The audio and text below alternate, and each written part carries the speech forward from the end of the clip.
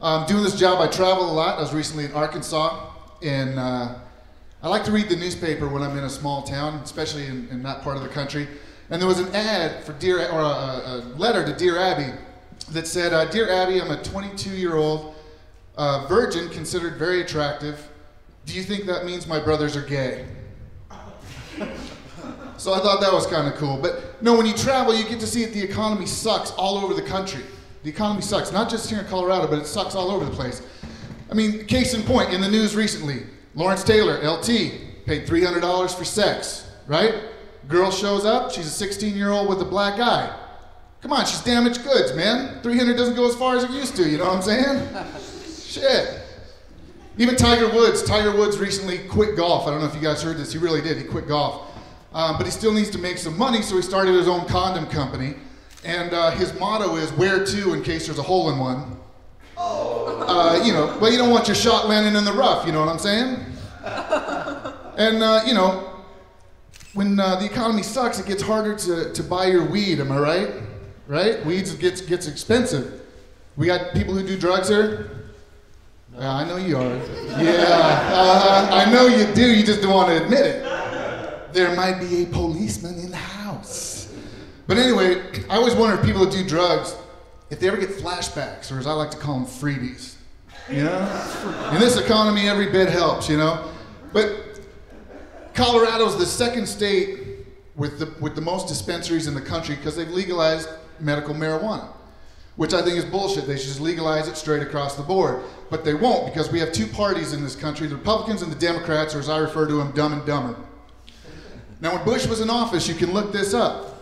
They asked his drug czar, "Why don't you just legalize marijuana?" And he said, and I quote, "Because people who smoke marijuana are more apt to commit violent crimes." I was like, "Are you high, dude?" I was like, the only violence these people are gonna do is to a bag of Doritos, man. That is it. That's it. And even if they think about committing a violent act, give these people about 5 or 6 seconds, they'll forget what the fuck they were thinking about. You know? I mean, these people, as long as they've got their weed, something to munch on, they got their bong. For the gentleman in the front row, a bong is a tall cylindrical object used in the process of smoking marijuana. Just want to keep you in the loop. As long as they've got that, and they've got South Park on TV, that's the happiest group of people you are ever going to meet. That is the happiest group of people you're ever going to meet. Now, I'm lucky, I never got into drugs, but I drank. I drank a lot. I mean, I drank a lot.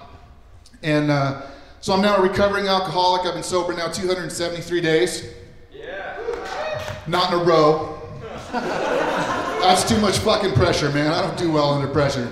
But the reason I stopped was I got a DUI, number one, and they are very expensive. Number two, the way I got my DUI is I swerved to avoid hitting a tree, and it turned out to be my air freshener. Try to explain that to a judge in court with any kind of like self-dignity. I'm telling you. But I'll tell you what, I think who was drinking or smoking something was that RTD bus driver. Blew through that red light on 8th and Lincoln. Remember that? Killed 2 people. Man, I didn't even know Toyota made RTD buses.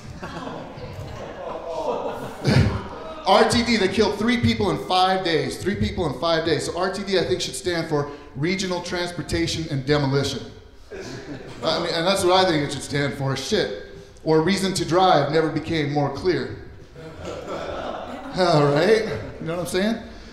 What else is going on? Oh, I got the really cool thing happened to me this week. I have a friend of mine, and he's a gay midget. All right? And if that isn't cool enough, he finally came out of the cabinet. So I thought that was kind of cool. But he teaches me things too. He teaches me that when you're in public places, it's wrong to jump on a midget's back, kick him in the ribs, and yell, "Giddy up." People look down on that, man. Hey, I'm Jiovani. That's my time. Thank you very much. You guys are great.